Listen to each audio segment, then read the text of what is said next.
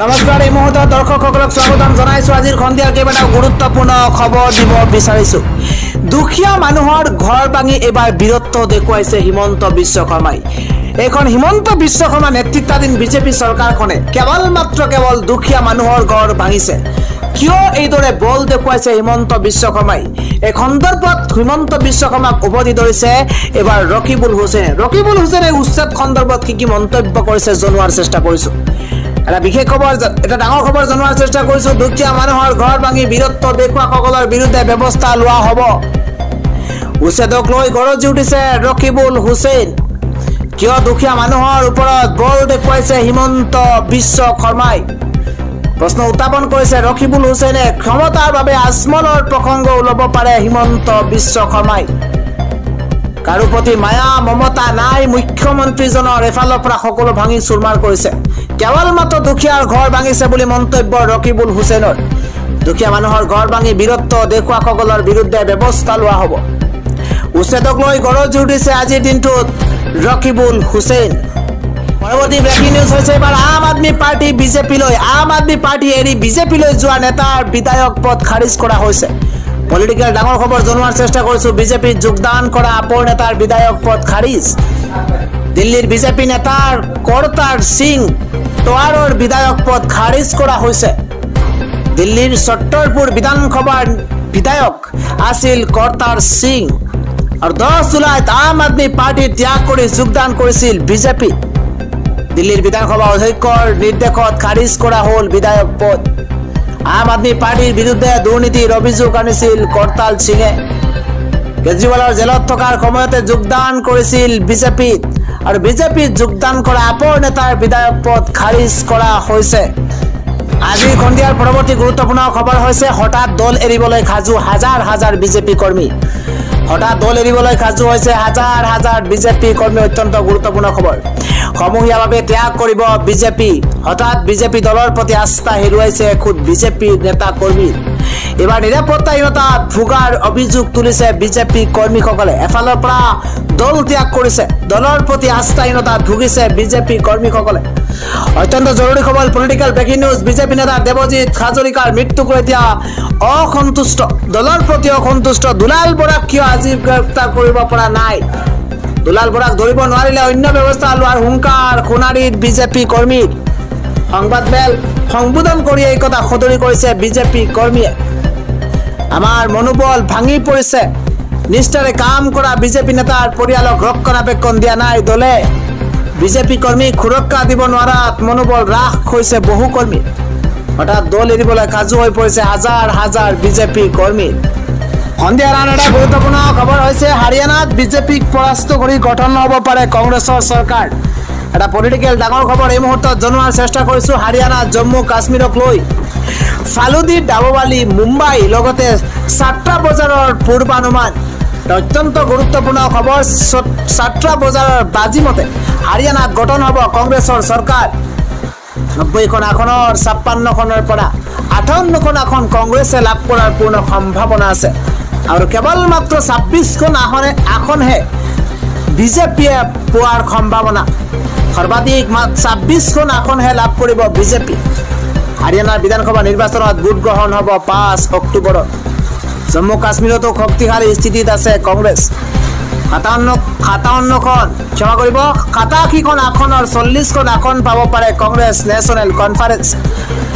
87খন আসনৰ 40খন আসন কংগ্ৰেছ নেশ্যনেল কনফাৰেন্সে আসন পাব হাৰিয়ানাত বিজেপিক পৰাস্ত কৰি গঠন হ'ব পাৰে কংগ্ৰেছৰ চৰকাৰ পৰৱৰ্তী ব্ৰেকিং নিউজ হৈছে বিপদ বাঢ়িছে মুখ্যমন্ত্ৰীৰ পত্নীক চৰকাৰে ভূমি উপহাৰ কৰি বিপদত পৰিছে মুখ্যমন্ত্ৰীগৰাকী জাল নথি পত্ৰৰ জৰিয়তে 55.8 কোটি টকাৰ ভূমি অধিগ্ৰহণৰ অভিযোগ উত্থাপন হৈছে পত্নীক চহৰৰ মাজমজিয়াতে 14টাকৈ স্থানত চৰকাৰী মাটি আবণ্টন মুখ্যমন্ত্ৰীগৰাকীৰ এতিয়া গাদী হেৰুৱাৰ উপক্ৰম হৈছে মুখ্যমন্ত্ৰী এতিয়া গাদী হেৰুৱাৰ ভয়ত কঁপিছে মুখ্যমন্ত্ৰীগৰাকীৰ পদত্যাগৰ দাবীৰে উত্তাল প্ৰতিবাদ বিৰোধী আজিৰ সন্ধিয়াৰ পৰৱৰ্তী ডাঙৰ খবৰটো হৈছে ৰাজ্যত আহি আছে প্ৰচণ্ড বৰষুণ নেৰানেপেৰা বৰষুণ হ'ব ৰাজ্যৰ বিভিন্ন প্ৰান্তত ইতিমধ্যে বতৰ বিজ্ঞান কেন্দ্ৰৰ তৰফৰ পৰা অসমৰ বিভিন্ন প্ৰান্তত ইয়েলো এলাৰ্ট জাৰি কৰা হৈছে আহি আছে কালগুনি ইয়াগিৰ প্ৰভাৱ পৰিব ৰাজ্যখনৰ বিভিন্ন প্ৰান্তত ইতিমধ্যে বতৰ বিজ্ঞান কেন্দ্ৰৰ তৰফৰ পৰা উল্লেখ কৰা হৈছে কেইবাখনো জিলাত হ'ব ধাৰাসাৰ বৃষ্টিপাত আজিৰ দিনটোত ৰাজ্যৰ বিভিন্ন প্ৰান্তত আৰম্ভ হৈ গৈছে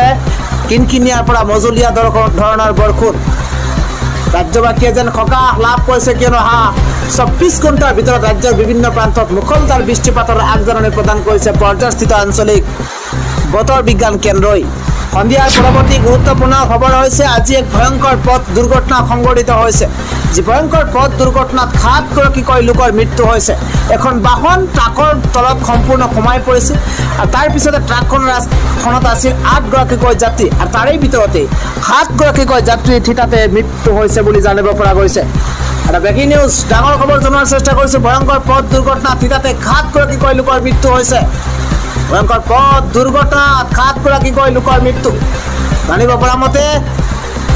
লোকসকলে মন্দিৰ দৰ্শন কৰি ঘৰলৈ উভতাৰ পথতে তীব্ৰ গতিত ট্ৰাকৰ তলত সোমাই পৰিছে বাহন লৈ তাৰ পিছতে মুঠ 8গৰাকীৰ ভিতৰতে 7গৰাকীকৈ লোকৰ থিতাতে মৃত্যু হৈছে নিমিষতে চুৰমাৰ হৈছে যাত্ৰী থকা বাহনখন গুজৰাটৰ সবৰকান্তৰ এই ভয়ংকৰ পথ দুৰ্ঘটনা সংঘটিত হৈছে বুলি জানিব পৰা গৈছে আজিৰ দিনটোৰ আটাইতকৈ গুৰুত্বপূৰ্ণ খবৰ ৰাজ্যৰ মুখ্যমন্ত্ৰীগৰাকীয়ে এটা ডাঙৰ মন্তব্য কৰিছে ৰাজ্যৰ শিক্ষা খণ্ডত নতুনকৈ অন্তৰ্ভুক্ত হ'ব নীতি শিক্ষাৰ এটা পাঠদান ডাঙৰ খবৰ জনোৱাৰ চেষ্টা কৰিছো ৰাজ্যৰ শিক্ষা খণ্ডত নতুনকৈ অন্তৰ্ভুক্ত হ'ব নীতি শিক্ষাৰ পাঠদান নতুন শিক্ষাবৰ্ষৰ পৰা তৃতীয় আৰু ষষ্ঠ শ্ৰেণীত অন্তৰ্ভুক্ত হ'ব এই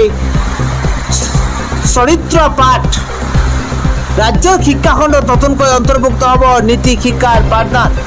নতুন শিক্ষাবৰ্ষৰ পৰা তৃতীয় আৰু ষষ্ঠ শ্ৰেণীত অন্তৰ্ভুক্ত কৰা হ'ব বুলি মুখ্যমন্ত্ৰীগৰাকীৰ তৰফৰ পৰা কোৱা হৈছে এখন সুন্দৰ আৰু নিকা সমাজ গঢ়াৰ ক্ষেত্ৰত গ্ৰন্থখনে এক ইতিবাচক ভূমিকা গ্ৰহণ কৰিব বুলি উল্লেখ কৰা হৈছে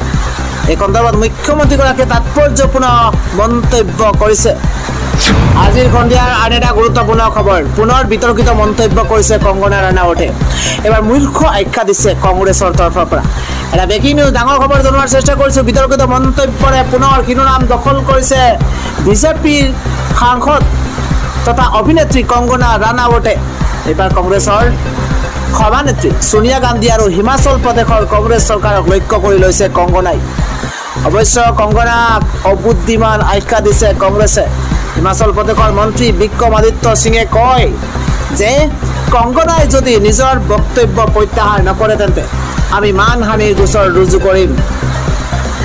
কি ভিত্তিত তেওঁ এনে মন্তব্য দিছে সোনিয়াৰ দৰে শীৰ্ষ নেতাৰ বিৰুদ্ধে কংগনাই এনে মন্তব্য কৰাটো অতি দুৰ্ভাগ্যজনক বুলি আখ্যা তেওঁ লগতে কয় যে কংগনাই মূৰ্খৰ দৰে বক্তব্য দিছে যে উন্নয়নৰ বাবে